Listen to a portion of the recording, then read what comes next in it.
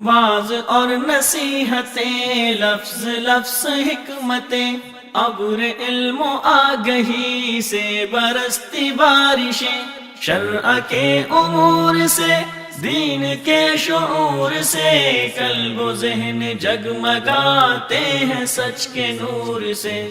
خطبہ جمعۃ المبارک،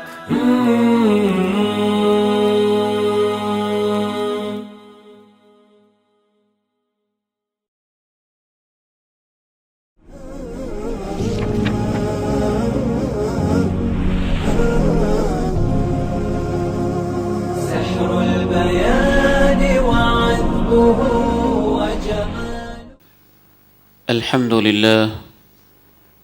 لله نحمده ونستعينه ونستغفره ونعوذ بالله من شرور أنفسنا ومن سيئات أعمالنا، أشهد أن لا إله إلا الله وحده لا شريك له، وأشهد أن محمدًا عبده ورسوله صلى الله عليه وعلى آله وصحبه وسلم۔ اللهم صل على محمد وعلى آل محمد كما صليت على إبراهيم وعلى آل إبراهيم إنك حميد مجيد۔ اللهم بارك على محمد وعلى آل محمد كما باركت على إبراهيم وعلى آل إبراهيم إنك حميد مجيد۔ رب اشرح لي صدري ويسر لي أمري واحلل عقدة من لساني يفقه قولي۔ اللهم انفعني بما علمتني وعلمني ما ينفعني وزدني علما۔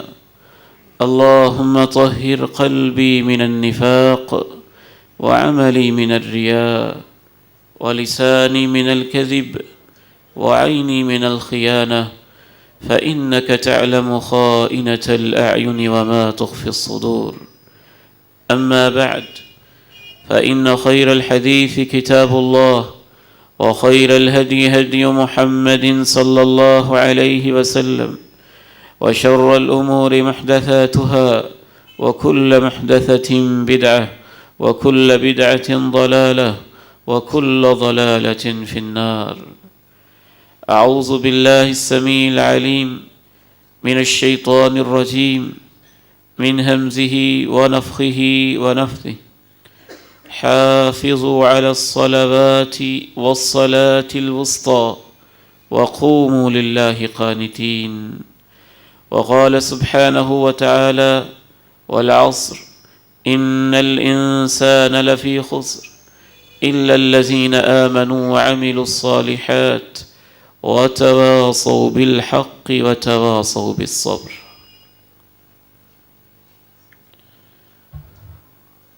انتہائی قابل احترام بھائیوں، بہت ہی عزت کے لائق میرے اس فیدریش بزرگوں، قابل احترام، قابل شفقت عزیزوں، بیٹوں، نونہالوں، اللہ تعالیٰ کے احسانات انسان کے اوپر اس قدر زیادہ ہیں، وَإِن تَعُدُّوا نِعْمَةَ اللَّهِ لَا تُحْصُوهَا إِنَّ الْإِنسَانَ لَظَلُومٌ كَفَّارٌ۔ اگر تم سب مل کر بھی ان کو صرف شمار کرنا چاہو تو ان کی گنتی بھی مکمل نہیں کر سکتے ہو۔ إِنَّ الْإِنسَانَ لَظَلُومٌ كَفَّارٌ، بے شک انسان بڑا ظالم واقع ہوا ہے، بڑا ہی ناشکرا واقع ہوا ہے۔ حقیقت تو یہ ہے کہ جس روز سے ہم اپنی ماں کے پیٹ سے جنم لیتے ہیں، اس وقت جنم لیتے ہی اگر ہم سجدے میں پڑ جائیں، ناک سے لکیریں کھینچتے رہیں، پیشانی کو ٹیکتے رہیں، گھٹنوں کو زمین پہ چپکائے رکھیں، ہاتھوں کو رب کے سامنے جھکائے رکھیں، آنکھوں سے آنسو بہاتے رہیں، ہمارے انگ انگ سے اور خون کے قطرے قطرے سے اس کی تعریف ہوتی رہے، اے اللہ ہم تجھے گواہ بنا کے کہتے ہیں، ہمارا ایمان ہے کہ ہم پھر بھی تیری ایک نعمت کا بھی شکریہ ادا نہیں کر سکتے۔ یسبحون اللیل والنہار لا یفترون، فرشتے کچھ ایسے ہیں 4 انگلیوں کے برابر بھی آسمانوں میں کوئی ایسی جگہ خالی نہیں جہاں کسی نہ کسی فرشتے نے رب کریم کو سجدہ نہ کیا ہو۔ جو سجدے میں ہے سو سجدے میں پڑا ہے، قیام میں ہے تو قیام میں کھڑا ہے، رکوع میں ہے تو بس رب کے سامنے جھکا ہوا ہے۔ ایک فرشتہ جسے اسرافیل کہا جاتا ہے، اس نے اگر کان لگا رکھا ہے تو پلک جھپکنے کے برابر ادھر ادھر نہیں ہوتا، کہیں اللہ کا حکم نہ آ جائے۔ اس کے باوجود وہ کہتے ہیں ما عبدناک حق عبادتی کا، اے اللہ ہم تیری عبادت کا حق ادا نہیں کر سکے۔ لیکن یہ رب تعالیٰ کی عظمت ہے کہ پوری کائنات کے سجدوں کے باوجود، پوری کائنات کی نماز کے باوجود درختوں کی جھکی ہوئی ٹہنیاں جھکی نہیں ہیں۔ رب کریم کے قرآن کے مطابق یہ تو رب تعالیٰ کو سجدہ کر رہی ہیں۔ یہ آبشاریں اور پانیوں کے سلسلے اور پہاڑوں کے اندر سے نکلنے والے چشمے نہیں ہیں، یہ تو ان کے آنسو بہانے کے انداز ہیں جو وہ رب کے سامنے پیش کر رہے ہیں۔ بلبل کی آواز یہ وہ نغمہ سبحانک ہے، اللہ کی عظمت کا، اللہ کی پاکی کا، اللہ رب العزت کی شان اور بلندی کا، جو کائنات کے سارے پرندے اپنے اپنے انداز کے اندر گنگا رہے ہیں۔ سورج کا غروب ہونا یہ غروب نہیں ہے، حقیقت میں یہ رب عرش کریم کے عرش کے نیچے اسے سجدہ کرنے کے لیے ڈوبتا ہے۔ اور جیسے بھی ہے پوری کائنات اللہ رب العزت نے تو 2 ٹوک کہہ دیا، الم تر ان اللہ یسجد لہ من فی السماوات ومن فی الارض والشمس والقمر والنجوم والجبال والشجر والدواب وکثیر من الناس۔ اے لوگو تمہارے اندر کیا وہ آنکھیں نہیں ہیں؟ کیا تم نے دیکھا نہیں ہے؟ رب کو سجدہ کرتا ہے، چاند بھی، سورج بھی، ستارے بھی، کائنات کے سارے جاندار بھی، پہاڑ بھی، درخت بھی، سب رینگنے والی مخلوقات، اڑنے والی مخلوقات بھی، ساری کی ساری رب کی مخلوقات۔ وَكَثِيرٌ مِّنَ النَّاسِ، بہت سارے انسان بھی، وَكَثِيرٌ حَقَّ عَلَيْهِ الْعَذَابِ، لیکن بہت سارے وہ ہیں جو رب کے سجدے سے انکار کر کے اپنے اوپر عذاب کو چسپاں کرنے والے ہیں۔ وَمَن يُهِنِ اللَّهُ فَمَا لَهُ مِن مُكْرِمٍ، جسے اللہ ذلیل کر دے اسے کوئی عزت دینے والا نہیں ہوتا ہے۔ اللہ رب العزت پوری کائنات کے سجدوں میں اسے کیا صلہ دے گا یہ ہم نہیں جانتے ہیں۔ فرشتے جس روز سے پیدا ہوئے تا امر ثانی سجدے میں ہیں، رکوع میں ہیں، تسبیح میں ہیں، تحمید میں ہیں، رب کی عظمت کے گن گاتے ہیں، ان کو ملے گا کیا ہم نہیں جانتے۔ لیکن یہ اعظم مارکیٹ کا ایک نوجوان، اعظم مارکیٹ کا ایک تاجر، لاہور کا ایک رہنے والا، پاکستان کا ایک باشندہ، یہ مجبور و مقہور انسان، یہ مصروف ترین انسان، یہ جب سجدہ کرنے کے لیے آتا ہے، اس کا سجدہ کرنا تو دور کی بات ہے، جب یہ اپنی دکان سے، اپنی مارکیٹ سے، اپنے گھر سے، اپنی کالونی، اپنی سوسائٹی سے پہلا قدم باہر رکھتا ہے، رب تعالیٰ فرشتوں سے کہتا ہے اس کے قدموں کو گننا کہ میں نے تو اس کے ایک ایک قدم پر بھی اس کو ثواب دینا ہے۔ واپس آئے تو پھر بھی گننا، میرے گھر میں جانے کا بھی ثواب ہے، میرے گھر سے واپس آنے کا بھی ثواب ہے، اس کے درجات کو بلند بھی کرنا ہے، میں نے تو اس کا استقبال بھی کرنا ہے۔ اسی مقصد کے لیے رب کریم نے 5 نمازیں دن اور رات کے اندر فرض کیں، اور جو ان 5 نمازوں سے کاروبار کے باوجود، فروخت کے باوجود، خرید کے باوجود، ڈیلنگ کے باوجود، مصروفیات کے باوجود جو ان سے غافل نہیں ہوتے، ان کی تعریف کی، کہا رجال لا تلہیہم تجارہ ولا بیع عن ذکر اللہ واقام الصلاۃ، مرد تو وہ مرد ہیں جن کو کوئی تجارت، کوئی خرید و فروخت نہ میرے ذکر سے غافل کر سکتی ہے، نہ نماز سے غافل کر سکتی۔ آج کے اس خطبہ جمعۃ المبارک میں مصروفیت کا جو اہم ترین وقت ہوتا ہے، بالخصوص آپ جیسے تاجروں کے لیے، دکانداروں کے لیے، شاپ کیپرز کے لیے، ملازمین کے لیے، تاجر طبقے کے لیے، ٹیچرز طبقے کے لیے، پروفیسرز کے لیے، لیکچررز کے لیے، مزدوری کرنے والے کے لیے، لیبر طبقے کے لیے وہ مصروف ترین وقت عصر کا وقت ہوتا ہے، اور یہ اہم ترین وقت بھی ہوتا ہے۔ اس وقت کی کیا فضیلت ہے؟ اس وقت میں نماز عصر کی کیا فضیلت ہے، اس کے اندر اللہ نے کیا خصوصیات رکھی ہیں۔ رب تعالیٰ نے مجھے توفیق دی، میں نے قرآن و سنت کا جب مطالعہ کیا تو 1 درجن سے زیادہ خوبیاں، خصوصیتیں اور فضائل ہیں جو اللہ نے صرف وقت عصر اور نماز عصر ادا کرنے والے کے لیے رکھے ہوئے، انعامات رکھے ہوئے، اور یہ بتایا ہے کہ اس وقت کی اہمیت کیا ہے۔ سب سے پہلی بات وقت عصر اور نماز عصر کے حوالے سے یہ ذہن میں رکھیے، شیخ الاسلام امام ابن تیمیہ رحمہ اللہ بڑی عظیم بات کہہ گئے ہیں۔ یہ وہ لوگ ہوتے تھے جن کا اوڑھنا، جن کا بچھونا، جن کا اٹھنا، جن کا بیٹھنا، جن کی نشست و برخاست، گفتگو کے انداز، جن کی بیڈ بک قرآن ہوتی تھی، قرآن اللہ کا کلام ہوتا تھا، یا وہ بک جو ہر وقت ان کے پہلو میں رہتی، اللہ کے پیغمبر کی حدیثیں ہوتی تھیں۔ پھر یہ بڑی پتے کی بات بتاتے تھے۔ امام ابن تیمیہ رحمہ اللہ فرماتے ہیں رات گزر جاتی ہے، شروع ہوتے 5 6 7 8 جتنے گھنٹے کی رات ہے، رات کے آخری پہر رب جلیل اپنے جلال و جبروت کے ساتھ، اپنی عظمت و محبتوں کے ساتھ آسمان دنیا پہ تشریف لاتے ہیں۔ پیغمبر سے پوچھا گیا سب سے افضل وقت جس میں دعا سنی جاتی کون سا ہے؟ فرمایا رات کا آخری وقت۔ امام ابن تیمیہ فرماتے ہیں جس طرح رات کا آخری وقت اللہ کو بہت پیارا لگتا ہے، دن جب گزر رہا ہو تو دن کا آخری وقت بھی اللہ کو بہت پیارا لگتا ہے۔ اس طرف ہماری توجہ کم جاتی ہے۔ بالعموم ہم یہ سمجھتے ہیں کہ بس رات کے آخری پہر کی فضیلت ہے، نہیں، شیخ الاسلام امام ابن تیمیہ رحمہ اللہ تعالی دلائل کی روشنی میں اس بات کو لکھتے ہیں کہ جس طرح رات کا آخری پہر رب تعالیٰ کو پیارا لگتا ہے، دن کا آخری پہر جس کو ہم سے پہر کہتے ہیں اور جس کا غالب حصہ عصر کی نماز سے شروع ہوتا ہے غروب آفتاب تک، یہ وہ خاص وقت ہے جو رب تعالیٰ کو بہت پیارا لگتا ہے۔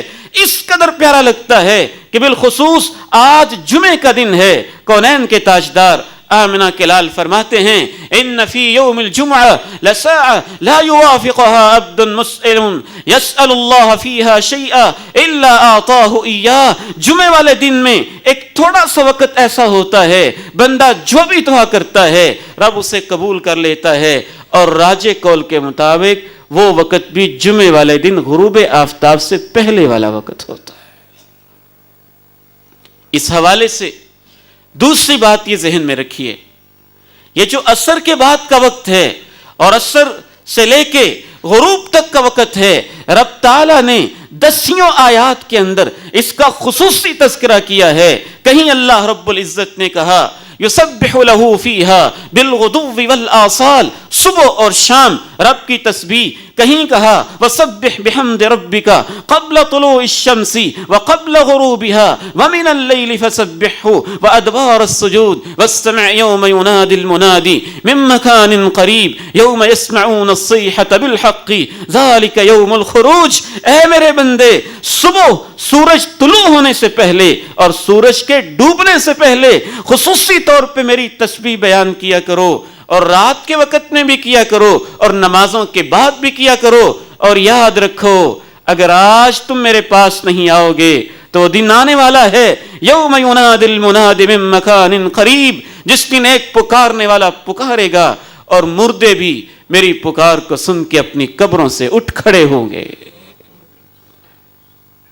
تو اس آیت مبارکہ میں بھی اللہ نے کہا سورج کے غروب ہونے سے پہلے، سورج کے طلوع ہونے سے پہلے خصوصی میری تسبیح بیان کیا کرو۔ جہاں تک اس طالب علم فقیر نے سمجھا ہے اللہ کے پیغمبر کیا عظمت تھی ان کی، کیا شان کی ان کی، کس گہرائی سے سمجھتے تھے اور قرآن پہ عمل کرتے تھے۔ صبح کے سارے اذکار اس آیت کی تفسیر ہیں، شام کے سارے اذکار اس آیت کی تفسیر ہیں، سونے سے پہلے کے اذکار اس آیت کی تفسیر ہیں، اور نمازوں کے بعد کے اذکار بھی اسی آیت کی تفسیر ہے۔ وَسَبِّحْ بِحَمْدِ رَبِّكَ قَبْلَ طُلُوعِ الشَّمْسِ وَقَبْلَ غُرُوبِهَا۔ شاید میں بھی اس وقت کی قدر و قیمت کو نہ سمجھ پاتا، لیکن میں نے تو اپنی زندگی میں، اللہ ان کو غریق رحمت فرمائے، والد محترم کو اپنی زندگی کے اکثر حصے میں دیکھا کہ صبح کے وقت بھی ذکر کے لیے وقت نکالتے تو غروب آفتاب سے بھی 8 گھنٹہ 20 منٹ پہلے زندگی بھر کا ان کا معمول رہا مسجد میں پہنچ کے ذکر اذکار کے لیے وقت نکالا کرتے تھے۔ تیسری بات، یہ جو عصر کے بعد کا وقت ہے اور عصر کی نماز ہے، یہ ان نمازوں میں سے ہے، کچھ نمازیں اس امت کو ملی، پہلی امتوں کو نہیں ملی، لیکن عصر کی نماز ایک ایسی نماز ہے، کونین کے تاجدار آمنہ کے لال علیہ السلام ارشاد فرماتے ہیں، اور عزت علی من کان قبلکم فضیعوها، اے میری امت کے لوگوں، عصر کی نماز اللہ نے پہلی امتوں کو دی تھی، فضیعوها، لیکن ان امتوں نے اس نماز کو ضائع کر دیا تھا۔ کیا توجہ دلانا چاہتے ہیں؟ اے میری امت کے لوگوں، تم ایسے نہ کرنا، دیکھنا تم میری امت ہو، سابقہ امتوں کی طرح نہ کرنا۔ سابقہ امتوں نے اس نماز کو ضائع کر دیا تھا، ان کو یہ پیشکش کی گئی تھی، عظیم اس وقت کی نعمت دی گئی تھی، لیکن انہوں نے اس کو ضائع کر دیا۔ اے میری امت کے لوگوں، تم ایسے نہ کرنا۔ اللہ کے پیغمبر خصوصی طور پہ کہہ رہے ہیں فلا تضيعوها، تم اسے ضائع نہ کرنا۔ مزید ارشاد فرماتے ہیں جو اس نماز کی حفاظت کرے گا اللہ اسے دوہرا اجر نصیب فرمائیں گے، دوہرا اجر نصیب فرمائیں گے۔ چوتھی بات، نماز عصر اور وقت عصر کے حوالے سے یہ ذہن میں رکھیے، اس نماز کو صحابہ کرام رضوان اللہ علیہم اجمعین اور اللہ کے پیغمبر اس قدر اہمیت دیا کرتے تھے، کافر اور مشرک یہودی بھی سمجھتے تھے کہ مسلمانوں کو جو بھی ہو جائے عصر کی نماز وہ قضا نہیں ہونے دیتے ہیں۔ صحیح مسلم کی حدیث ہے، جنگ کا موقع ہے، گھمسان کا معرکہ ہے، نیزوں کی انیاں اور تلواروں کی چمک دمک اور لاشوں کے پشتے لگ رہے ہیں، خون بہ رہا ہے اور آپس میں سخت قسم کی جہاد کا معرکہ جاری ہے کافروں کے ساتھ۔ کافر آپس میں مشورہ کرتے ہیں، راز و نیاز کی باتیں کرتے ہیں، یوں تو ہم ان پہ فتح نہیں پا سکتے ہیں، اگر ان پہ فتح پانا چاہتے ہو ایک ایسی نماز آنے والی ہے، صحیح مسلم کی حدیث ہے، ایک ایسی نماز آنے والی ہے، ہی احب الیہم من اہلیہم و اولادہم و اموالہم و انفسہم، یہ نماز ایسی نماز ہے، یہ ان کو اپنے گھر والوں سے بھی پیاری ہے، اپنی جانوں سے بھی پیاری ہے، اپنے مالوں سے بھی پیاری ہے، اور ان کو اپنی اولادوں سے بھی زیادہ پیاری لگتی ہے۔ بے شک یہ جنگ کر رہے ہیں، وہ نماز نہیں چھوڑیں گے، لہذا تم ایسے کرنا جب عصر کی نماز کا وقت آئے اور یہ نماز پڑھنے لگیں، نماز تو وہ چھوڑیں گے نہیں۔ میرے محترم بھائیوں، میرے بزرگوں، میرے عزیزوں اور میرے نوجوانوں، میں کبھی کبھی میرا سر شرم سے جھک جاتا ہے کہ اللہ کی عدالت میں جب اللہ نے سامنے کھڑا کر کے ہم سے پوچھ لیا، میرا پیغمبر تو وہ تھا، اس کے سر پہ تلواریں چمک رہی ہوتی اور اس کے ساتھیوں کی لاشیں گر رہی ہوتی، وہ اس نماز کو نہیں چھوڑتا تھا، اور تمہیں کہہ کے گیا تھا دیکھنا پہلی امت کی طرح اس نماز کو ضائع نہ کرنا، تم نے اسے کیوں ضائع کر دیا ہے؟ کافروں کے مشورے ہو جاتے ہیں، یہ ساری پلاننگ بن جاتی ہے۔ اللہ کے پیغمبر علیہ السلام ایک عظیم حکم اللہ کی طرف سے اس موقع کے اوپر اللہ نازل فرماتا ہے، نماز تو نہیں چھوڑی جاتی لیکن یہ ترتیب قائم ہو جاتی ہے۔ صلاۃ الخوف کی ایک سنت اللہ رب العزت بتا دیتے ہیں، عام حالات میں تم 4 پڑھتے ہو، جنگ کی حالت میں 2 رکعت پڑھ لو، عام حالات میں قبلہ رخ ہو کے پڑھتے ہو، اگر زیادہ جنگی حالات میں شدت آ رہی ہے اللہ اکبر کہہ دو، اینما تولوا فثم وجہ اللہ، اپنے ہاتھوں میں رب کے دشمنوں کے خلاف اسلحے اٹھا کے اپنے دل سے تم مجھے یاد کرو گے، جدھر تمہارا منہ ہوگا اللہ ادھر ہی ہوگا، اینما تولوا فثم وجہ اللہ۔ پھر قرآن مجید میں اللہ نے صلاۃ الخوف کے احکام نازل کیے، اگر حالات اجازت دیں تم باجماعت پڑھ سکو تو جنگ کی حالت میں بھی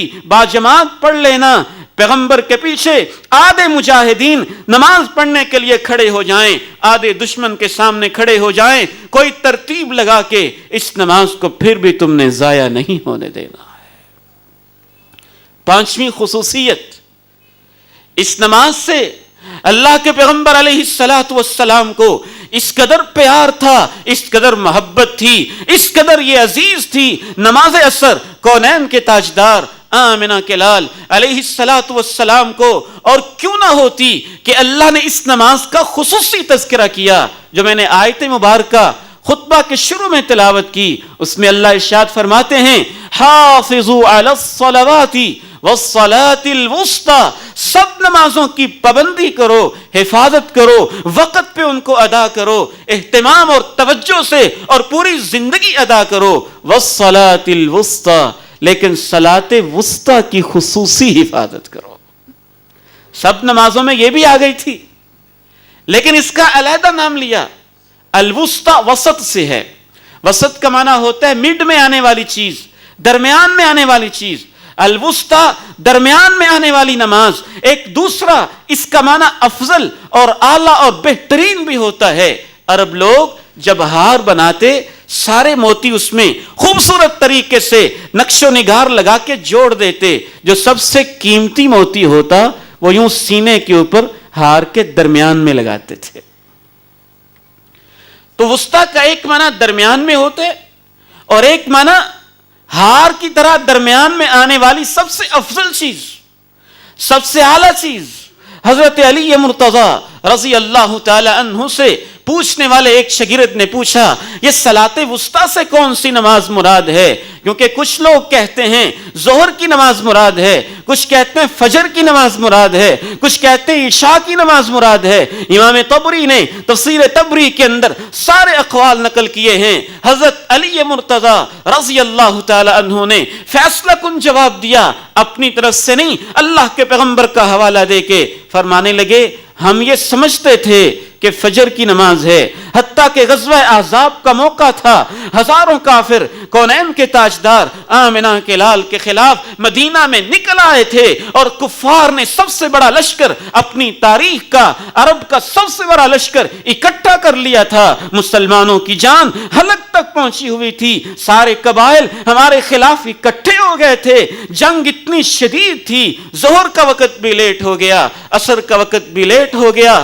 کونین کے تاجدار آمنہ کے لال کے صحابہ شہید بھی ہوئے، زخمی بھی ہوئے، لیکن جب آپ جنگ سے فارغ ہوئے آپ کو سب سے زیادہ فکر اس بات کی تھی مَلَأَ اللَّهُ بُيُوتَهُمْ وَقُبُورَهُمْ نَارًا، یا اللہ ان ہمارے دشمنوں کی قبروں کو بھی آگ سے بھر دے، ان کے گھروں کو بھی آگ سے بھر دے۔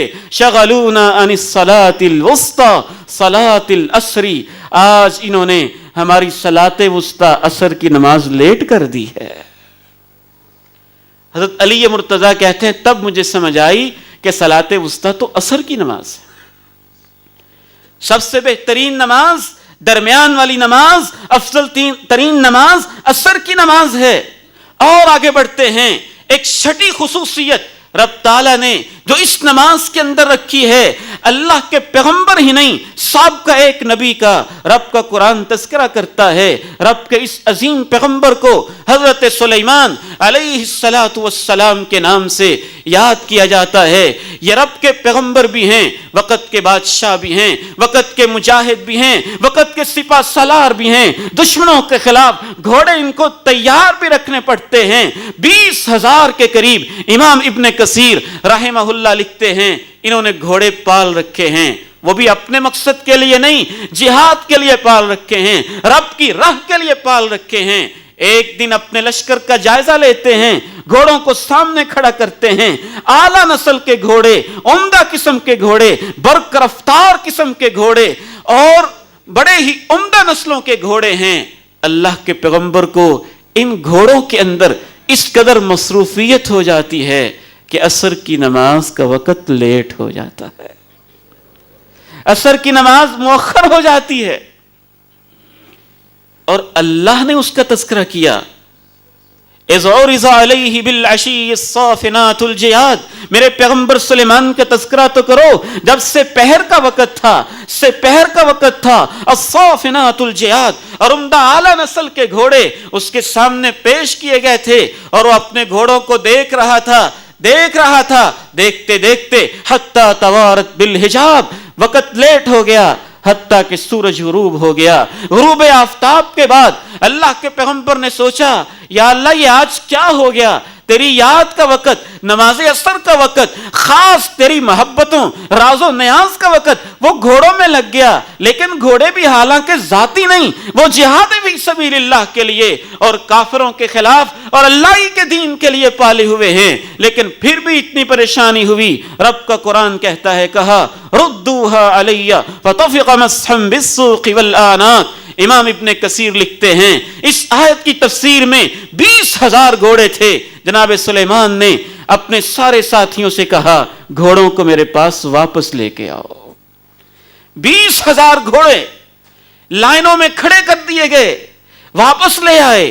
فطفق مسحا بالسوق والآناق، کہا اللہ گواہ رہنا ان گھوڑوں کی وجہ سے عصر کی نماز رہ گئی تھی، یہ سارے ہی گھوڑے تیری راہ کے اندر آج سے قربان کر رہا ہوں۔ 20,000 گھوڑے قربان کر دیے، رب کی راہوں کے اندر قربان کر دیے۔ اس سے پتہ چلتا ہے اس پیغمبر کے نزدیک نماز عصر کی کیا فضیلت تھی۔ اس سے پتہ چلتا ہے اس فضیلت کی وجہ سے گھوڑوں میں مصروفیت جب رہی تو گھوڑوں کو کیسے قربان کیا۔ امام ابن کثیر اپنی عظیم تفسیر میں مزید مزے کی اور بڑے لطف اور نکتے کی بات لکھتے ہیں کہ جب یہ گھوڑے قربان کر دیے نا، رب کا قرآن اس کے فوراً بعد آگے تذکرہ کرتا ہے وَلِسُلَيْمَانَ الرِّيحَ غُدُوُّهَا شَهْرٌ وَرَوَاحُهَا شَهْرٌ۔ رب تعالیٰ نے کہا عصر کی نماز کی خاطر 20,000 گھوڑے اے میرے سلیمان پیغمبر تو نے اس لیے قربان کر دیے کہ نماز کچھ مؤخر ہو گئی تھی۔ یاد رکھنا اس بات کا انعام یہ ہے کہ آج کے بعد تو گھوڑوں پہ نہیں، تو ہوا کے تخت پہ بیٹھ کے سفر کیا کرے گا۔ تو نے میرے خاطر، میرے دین کی خاطر، میری نماز کی خاطر، میری یاد کی خاطر گھوڑوں کی قربانی دی ہے۔ تو گھوڑوں کی پشت پہ بیٹھ کے جو 1 مہینے میں سفر طے کیا کرتا تھا، آج کے بعد ہواؤں کو تیرے لیے مسخر کروں گا اور تم ہواؤں کے دوش پہ بیٹھ کے 1 مہینے کا سفر 1 پہر کے اندر طے کر لیا کرو گے۔ غدوُّهَا شَهْرٌ وَرَوَاحُهَا شَهْرٌ۔ ایک 7ویں خصوصیت رب تعالیٰ نے نماز عصر کے اندر یہ رکھی ہوئی ہے۔ رسول اللہ صلی اللہ علیہ وسلم ارشاد فرماتے ہیں لَن يَلِجَ النَّارَ أَحَدٌ لَن يَلِجَ النَّارَ أَحَدٌ، وہ شخص جو ایک وہ نماز جو طلوع آفتاب سے پہلے ہے اور ایک وہ نماز جو غروب آفتاب سے پہلے ہے، جو ان 2 نمازوں کی حفاظت کرتا ہے، رب کریم اس کے اوپر جہنم کی آگ حرام کر دیتا ہے۔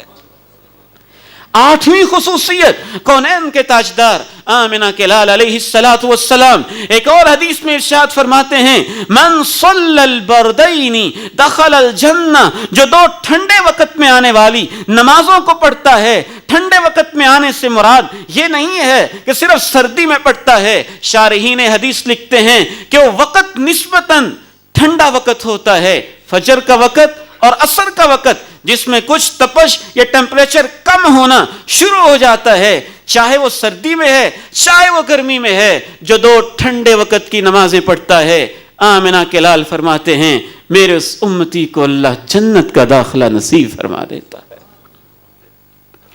ایک 9ویں خصوصیت اس نماز کے اندر اللہ رب العزت نے یہ رکھی ہے، کونین کے تاجدار آمنہ کے لال علیہ السلام تشریف فرما ہیں۔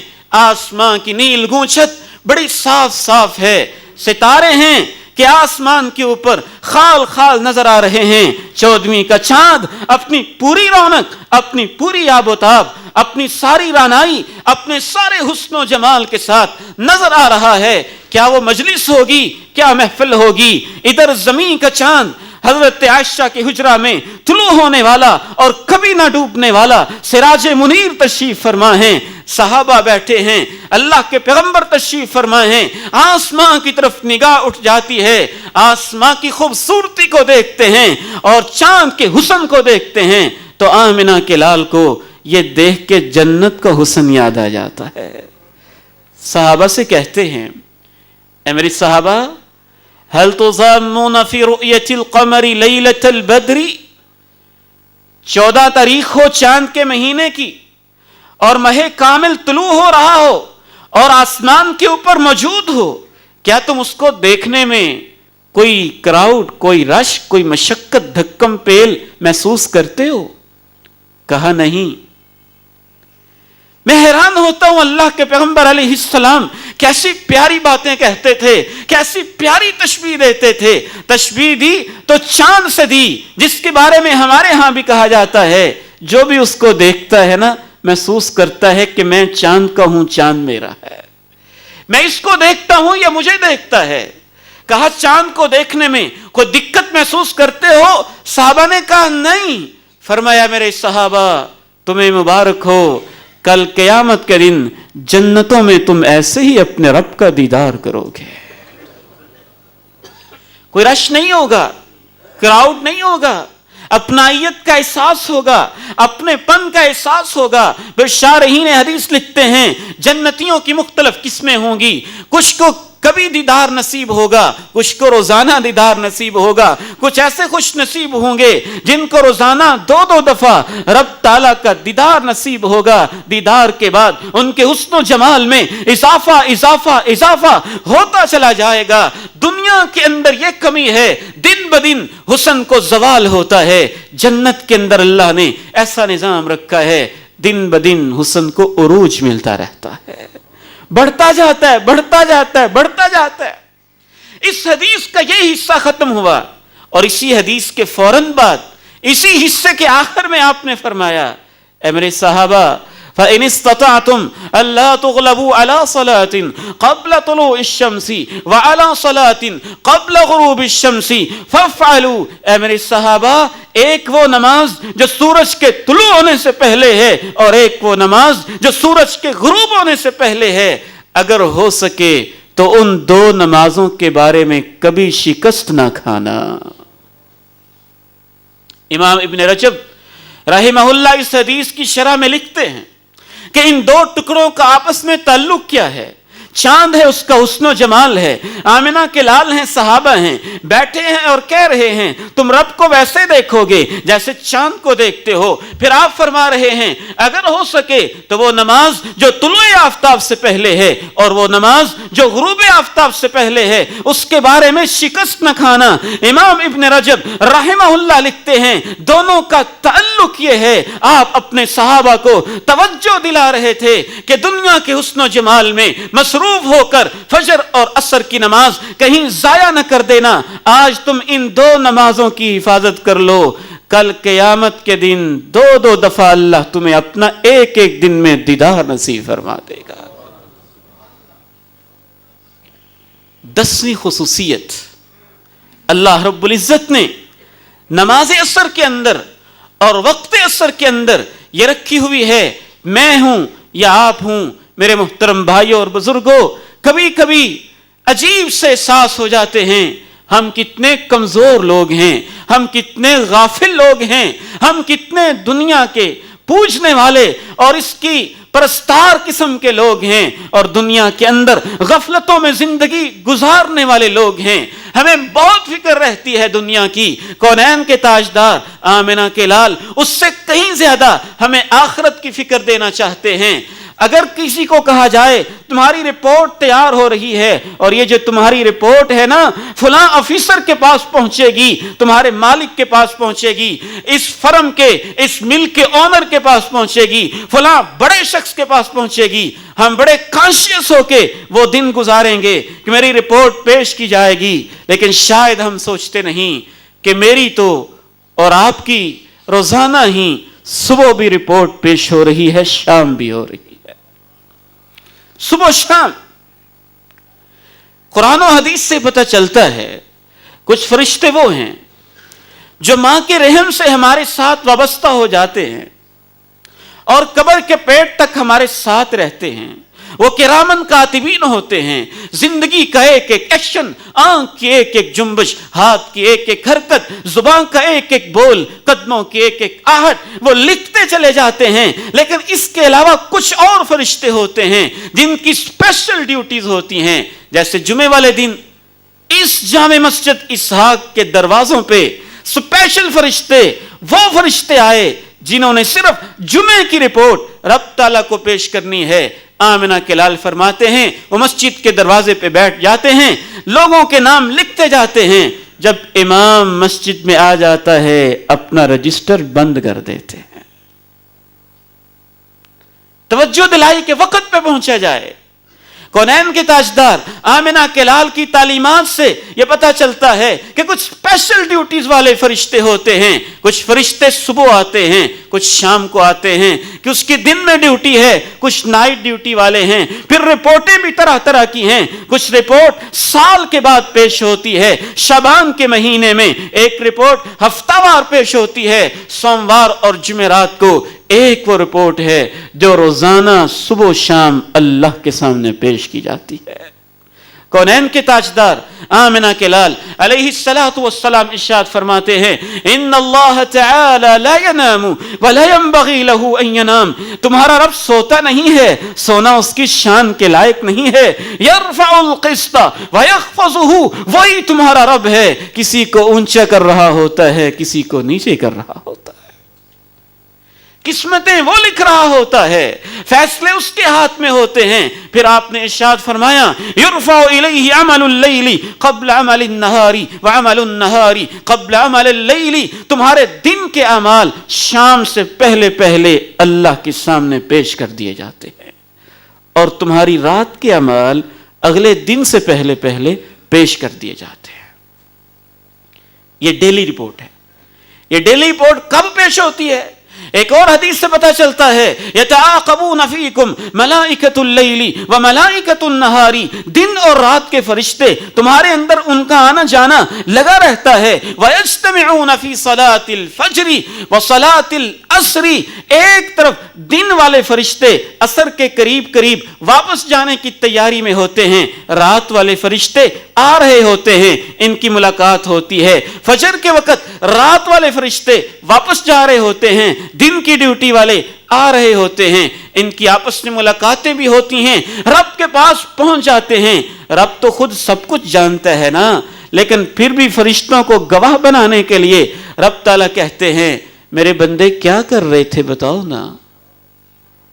فرشتے کہتے ہیں اتیناہم وہم یصلون وترکناہم وہم یصلون، اے ہمارے رب کریم، وہ اعظم مارکیٹ کے تاجر لوگ بے شک مصروف تھے، لاہور کے شہری بے شک مصروف تھے، پاکستان کے باسی بے شک حالات کے مارے ہوئے تھے، لیکن وہ تیرے بندے اتنے اچھے تھے، جب ہم جا رہے تھے عصر کی نماز پڑھ رہے تھے، جب واپس آ رہے تھے فجر کی نماز پڑھ رہے تھے۔ سنن بہقی میں ایک بڑا خوبصورت اضافہ ہے۔ پھر وہ اللہ سے کہتے ہیں اے ہمارے رب، جو فجر اور عصر کی نماز پڑھ رہے تھے ہم رپورٹ پیش کر رہے ہیں، اے اللہ ہماری یہ درخواست ہے کہ اپنے ان بندوں کو معاف فرما دے، اپنے ان بندوں کو معاف فرما دے۔ گویا یہ 10ویں خصوصیت ہے کہ ہماری جو روزانہ کی ڈائری ہے وہ اسی کے وقت کے قریب قریب فرشتوں کی عدل بدل کا سلسلہ اور رب کے سامنے پیش ہونے کا سلسلہ، اس لحاظ سے بھی ان دو اوقات اور خصوصاً عصر کی نماز اور اس وقت کی اہمیت واضح ہوتی ہے۔ میرے محترم بھائیوں، آخری 2 باتیں عرض کر کے میں آپ سے اجازت چاہوں گا۔ ایک تو یہ توجہ کیجئے کہ اللہ کے پیغمبر نے جب رب کے دیدار کا تذکرہ کیا نا تو یہ الفاظ کہے اگر ہو سکے تو وہ نماز جو طلوع آفتاب اور غروب آفتاب سے پہلے ہے اس کے بارے میں شکست نہ کھانا۔ کیا پتہ چلتا ہے؟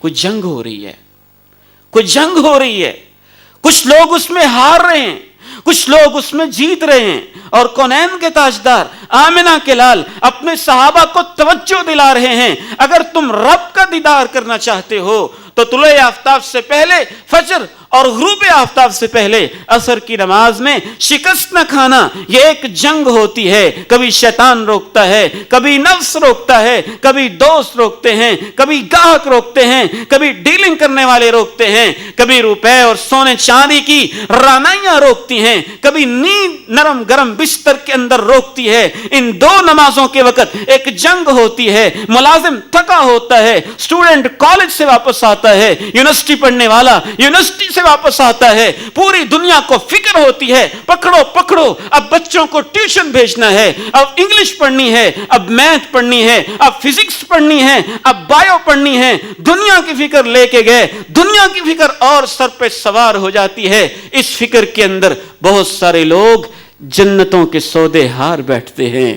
کہا صحابہ ہو سکے تو ان 2 نمازوں کے بارے شکست نہ کھانا، نہ ہارنا، ذہن میں رکھنا کہ کوئی جنگ ہے جو ہمیں ان 2 نمازوں سے محروم کرنا چاہتی ہے، اور تم اس پہ فتح پا لینا، کامیاب ہو جانا۔ میرے محترم بھائیو، اگر اس کے اندر ہار گئے تو کتنی بڑی ہار۔ 11ویں بات اس حوالے سے یاد رکھیں، کونین کے تاجدار آمنہ کے لال علیہ السلام کی میں یہ حدیث پڑھتا ہوں تو میرے تو کبھی کبھی رونگٹے کھڑے ہو جاتے ہیں۔ میرے محترم بھائیوں اور بزرگوں، میری دعا ہے اللہ ہمیں بری خبروں سے محفوظ رکھے، بری خبروں سے اللہ مجھے اور آپ کو بچائے۔ لیکن آمنہ کے لال ایک مثال دیتے ہیں، اس کی روشنی میں سمجھانا چاہتا ہوں۔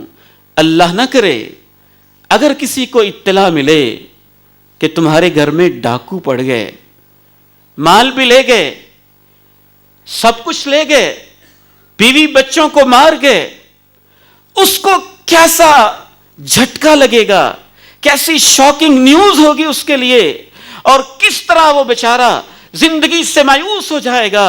بیوی نہ رہی، بچے نہ رہے، ماں باپ نہ رہے، گھر بھی لٹ گیا، دکان بھی لوٹ کے لے گئے، ان ڈاکوؤں نے زندگی کا سرمایہ تباہ کر دیا۔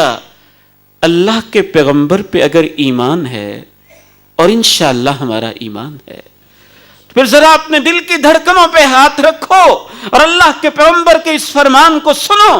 کونین کے تاجدار آمنہ کے لال فرماتے ہیں، الذی تفوتہ صلاۃ العصر فکأنما وطر اہلہ ومالہ، جس شخص کی عصر کی نماز رہ جاتی ہے، میں تمہارا رب کا سچا پیغمبر کہتا ہوں، وہ میرا امتی سمجھ لے کہ اس کا گھر بھی لٹ گیا اور اس کی دولت بھی لٹ گئی۔ میں اس حدیث میں سوچتا رہا کہ کیا مطلب ہے اس کا، کہ جس کی عصر کی نماز رہ گئی، گویا کہ اس کا گھر بھی لٹ گیا اور اس کی دولت بھی لٹ گئی۔ مطلب کیا ہے؟ مجھے تو غور کرنے سے یہ مطلب سمجھ میں آیا کہ جس طرح اللہ نہ کرے کسی کو خبر ملے کہ ڈاکو سب کچھ لوٹ کے لے گئے اور اس کو پریشانی ہوگی، کل قیامت کے دن جب رب کی عدالت میں انسان کھڑے ہوں گے، اصل زندگی شروع ہوگی، زندگی کا حساب شروع ہوگا، اور اس کاروباری کو، بزنس مین کو، ملازم کو، اسٹوڈنٹ کو، باپ کو، بیٹے کو وہ نماز یاد آئے گی جو اس کی ایک عصر کی رہ گئی تھی کسی وجہ سے، تو اس کو بھی اتنا ہی دکھ ہوگا جتنا دنیا میں اس شخص کو ہوگا جس کا سب کچھ لٹ گیا ہو۔ پھر اسے احساس ہوگا کہ وہ عصر کی نماز، ایک میری نماز رہ گئی تھی، میرا تو گویا سب کچھ لٹ گیا۔ اس لیے آپ نے یہ ارشاد فرمایا۔ 12ویں اور آخری بات میرے محترم بھائی اور بزرگوں یاد رکھیے، اللہ کے پیغمبر علیہ السلام صحیح بخاری میں ارشاد فرماتے ہیں، جس شخص نے من ترک صلاۃ العصر فقد حبط عملہ، جس نے عصر کی نماز چھوڑ دی اس کے اعمال ضائع ہو گئے۔ شارحین حدیث لکھتے ہیں، اور اس بندہ فقیر کے ذہن میں یہ بات آتی ہے کہ چونکہ یہ تو رپورٹ کے پیش ہونے کا وقت ہے، اور رپورٹ یہ پیش ہوگی کہ غیر حاضر، اہم ترین وقت کے اندر مسجد سے غیر حاضر، تو اگر اس نے اس دن کی نماز چھوڑی تو اس دن کے اعمال ضائع ہو گئے۔ اور شارحین حدیث لکھتے ہیں، اگر ساری ہی زندگی وہ عصر کی نماز چھوڑتا رہا تو اس کی ساری زندگی کے اعمال ضائع ہو گئے۔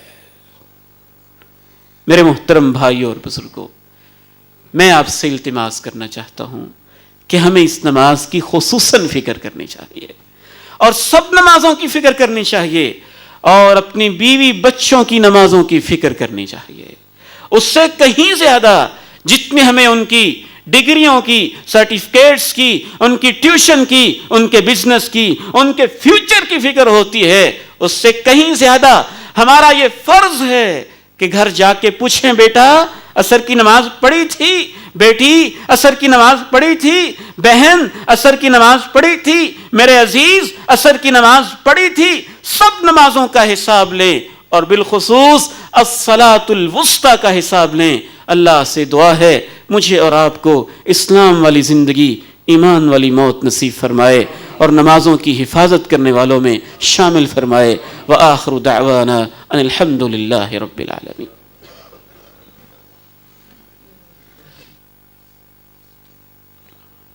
الحمد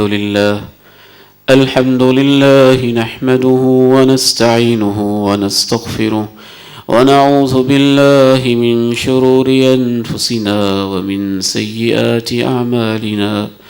نعوذ بالله من شرور أنفسنا ومن سيئات أعمالنا. نعوذ بالله من شرور أنفسنا ومن سيئات أعمالنا. أشهد أن لا إله إلا الله وحده لا شريك له وأشهد أن محمدًا عبده ورسوله صلى الله عليه وعلى آله وصحبه وسلم. حضرات، یہ جو خطبہ جمعہ اللہ کی توفیق سے میں نے آپ کی خدمت میں پیش کیا ہے اور جو اس کے اندر احادیث آیات بیان کی ہیں، یہ ساری الحمدللہ اللہ تعالیٰ جزائے خیر دے مسجد اسحاق کے منتظمین کو. ان کی محبت اور تعاون سے وہ چھوٹی کتاب کی شکل میں چھپی ہوئی باہر موجود ہوگی. آج کا جمعہ لکھا ہوا کتابی شکل میں موجود ہے اور میں یہ گزارش کروں گا کہ آپ وہ حاصل کریں، خود بھی مطالعہ کریں، ہو سکے تو گھر والوں کو بٹھا کے ان کو سامنے اکٹھے بیٹھ کے اسٹڈی سرکل بنائیں، ان کو بھی پڑھائیں کہ یہ نمازوں کا مسئلہ اتنا اہم مسئلہ ہے. اسی نیت سے الحمدللہ ہم نے اس کو پبلش کیا ہے اور بڑی محنت کے ساتھ وہ کام ہوا ہے. تو آپ نے اس کو حاصل بھی کرنا ہے، مطالعہ بھی کرنا ہے. جس نے لکھا، جس نے چھاپا اور جس نے اس معاملے محبت کی، ان سب کے لیے دعا بھی کرنی ہے کہ اللہ ان سب کو اجر عظیم نصیب فرمائے اور ان کی اور اس بندہ نچیز کی یہ محنت اللہ تعالیٰ قبول فرما لے. اللہم صل علی محمد وعلی آل محمد كما صليت على إبراهيم وعلى آل إبراهيم إنك حميد مجيد. اللهم بارك على محمد وعلى آل محمد كما باركت على إبراهيم وعلى آل إبراهيم إنك حميد مجيد. ربنا ظلمنا أنفسنا وإن لم تغفر لنا وترحمنا لنكونن من الخاسرين. ربنا آتنا في الدنيا حسنة وفي الآخرة حسنة وقنا عذاب النار. سبحان ربك رب العزة عما يصفون وسلام على المرسلين والحمد لله رب العالمين.